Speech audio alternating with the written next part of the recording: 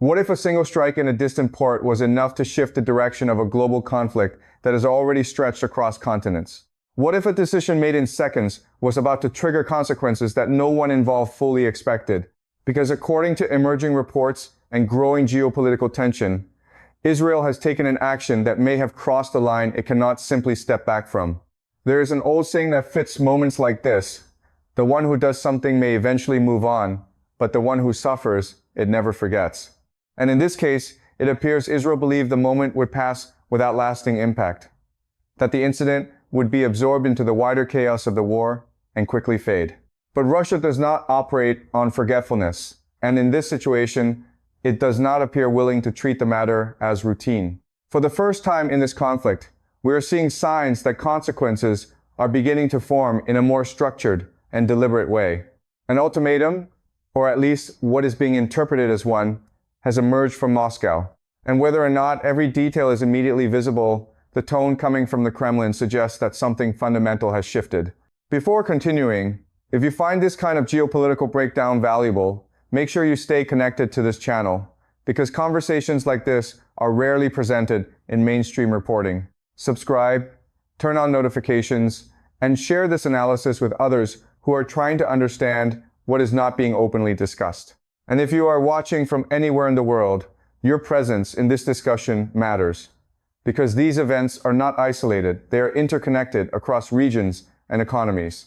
To understand what triggered this shift, we need to go back to the strike itself. In the middle of escalating military activity, with Israeli operations expanding across multiple fronts and showing little restraint in target selection, reports indicate that a Russian-linked asset was struck. The official explanation presented it as a preemptive military action. But from Moscow's perspective, there is no such category that erases responsibility or consequence. What matters here is not just the label attached to the strike, but the location and strategic context. The target was linked to Iranian infrastructure located in the port of Anzali on the Caspian Sea. On the surface, this may appear like another regional military exchange, but geopolitically, Anzali is not an ordinary port. It functions as a critical junction between Iran and Russia, both commercially and strategically. Russian vessels operate there. Cargo moves through it. And more importantly, it forms part of a wider logistical corridor that connects Moscow and Tehran in ways that go far beyond simple trade. Over time, this corridor has become a key alternative route designed to bypass Western sanctions and maintain economic continuity between the two states. Multiple journalistic sources indicate that the Israeli strike was aimed at Iranian naval infrastructure located within this port area. However, the complexity arises from the fact that this Iranian infrastructure exists within a space that also carries Russian operational presence and strategic interest. That overlap is where the situation becomes significantly more sensitive. Unlike more conventional conflict zones, this is not a direct battlefield between two isolated enemies. It is a shared logistical environment where multiple state interests intersect. That is why the response from Russia is not being interpreted as routine diplomatic criticism, but as something more serious and structurally important. Adding another layer to this, the United States did not participate in the operation. Washington maintained distance from the strike, which makes this action appear even more directly connected between Israel and the affected regional infrastructure without broader Western involvement. From a geopolitical standpoint, this situation resembles a pattern where actions taken in one conflict zone begin to impact another power's strategic architecture. In simpler terms, what happened in the Caspian region is not being viewed as an isolated event. It is being interpreted as an interference in a corridor that Russia considers economically and strategically important. And this is where the situation begins to escalate beyond typical regional conflict dynamics. Because the response from Moscow is no longer theoretical. It is becoming verbal, structured, and increasingly direct.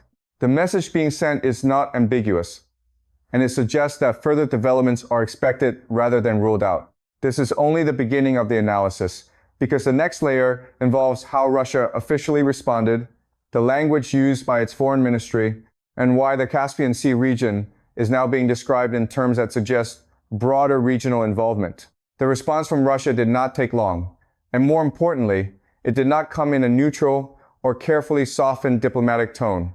Instead, It arrived with a level of seriousness that immediately signaled that Moscow considers this incident something far more significant than a routine escalation in a distant theater of war. Within days, statements began to emerge from Russia's official foreign policy channels, and the language used left little room for ambiguity. One of the key voices in this response was Maria Zakharova, the spokesperson for Russia's Ministry of Foreign Affairs. Known for delivering messages that closely align with the Kremlin's strategic positioning, her statements are rarely seen as personal opinion. They are generally interpreted as direct reflections of state intent. In her remarks, the Israeli strike was described as reckless and deeply irresponsible. But beyond the wording itself, what stood out was the structure of the warning that followed. It was not limited to condemnation. It expanded into a broader geopolitical forecast, suggesting that actions of this kind risk widening the conflict beyond its current boundaries. The most important part of her statement was the reference to the Caspian Sea region. She warned that developments like this could extend instability toward the states bordering the Caspian Sea. On the surface, that may sound like a geographic observation, but in diplomatic language, such phrasing carries much deeper implications. The Caspian Sea is not an open maritime zone. It is a closed inland body of water surrounded by 5 key states: Russia, Iran, Kazakhstan, Azerbaijan, and Turkmenistan. For decades, this region has been treated as a relatively stable geopolitical space, where direct military confrontation between external actors has been avoided, and where regional powers maintain a delicate but functioning balance of interests. That is why Russia's mention of the Caspian is not symbolic, it is strategic. It implies that the consequences of the strike are no longer confined to a single bilateral or regional exchange. Instead, they may begin to affect a multi-state system that has so far remained outside the core battlefield dynamics. Zakharova's statement went further, emphasizing that Russia's economic and strategic interests in this corridor cannot be separated from the stability of the region itself. This includes not only military considerations, but also commercial flows, particularly the movement of goods such as food, supplies, and energy-related logistics that pass through interconnected routes involving Iran and Russia. What makes this even more significant is that this corridor is not just another trade route. It is part of a long-term strategic infrastructure project that Moscow and Tehran have developed to reduce dependency on Western-controlled shipping lanes and sanction-sensitive pathways. In other words, it is not a temporary arrangement. It is a structural alternative to the existing global trade system. From Russia's perspective, any disruption in this system is not viewed as an isolated tactical issue. It is interpreted as interference in a carefully constructed economic strategy that has both political and security dimensions. This is why the language used by Moscow shifts quickly from condemnation to warning. The underlying message is that continued actions of this nature will not remain contained within the original conflict zone. Instead, they risk activating responses across a wider network of states that rely on the stability of this corridor. Another important detail is what was not widely reported in many Western outlets. In several other international media environments, including regional coverage in parts of Asia and the Middle East, this incident received far more attention and was analyzed in terms of its broader implications for trade, routes, sanctions bypass systems, and military logistics.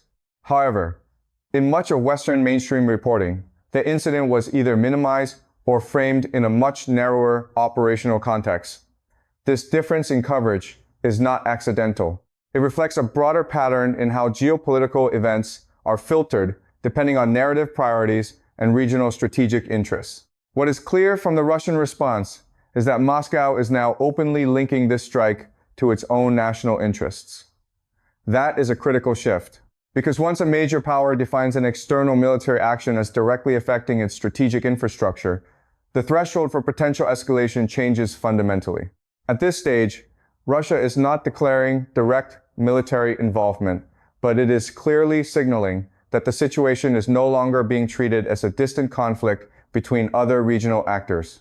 It is being reframed as something that now intersects with Russian security and economic architecture. And that is where the next layer of this situation becomes even more sensitive, because once strategic corridors like this enter the center of geopolitical tension, they rarely remain stable for long. At this point, the situation begins to move beyond statements and warnings and into the realm of strategic consequences that could reshape the entire regional balance. Because when a major power like Russia publicly frames an incident as connected to its economic and security architecture, it is no longer just reacting, it is positioning itself for what may come next. The Caspian Sea corridor, which sits at the center of this dispute, is not just a geographic feature. It is part of a larger north-south connectivity system that links the Indian Ocean region through Iran and into Russia, and from there toward Europe. This route has been steadily developed over years as an alternative to Western-controlled maritime lanes, particularly in response to sanctions and shifting global trade pressures. What makes this corridor so important is not only its commercial value, but its strategic function. It allows Russia and Iran to maintain trade flows even under restrictive international conditions. It also reduces dependence on choke points like the Suez Canal or the Strait of Hormuz, where global powers traditionally exert influence. When Israel struck infrastructure in Anzali, the impact was not just on a localized facility.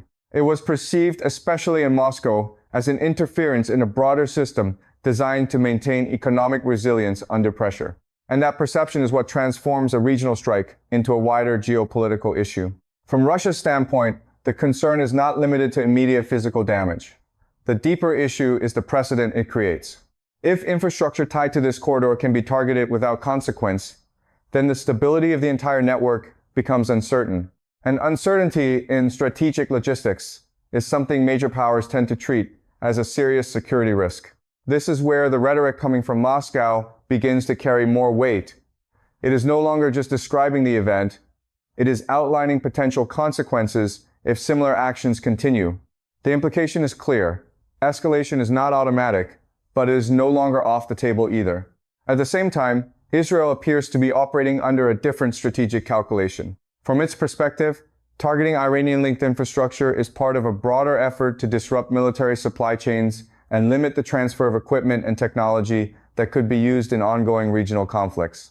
In that framing, ports like Anzali become legitimate targets within a wider operational logic. However, the complication arises because this specific target is not isolated to Iran alone. It exists within a shared space of interest that includes Russian logistical and commercial involvement.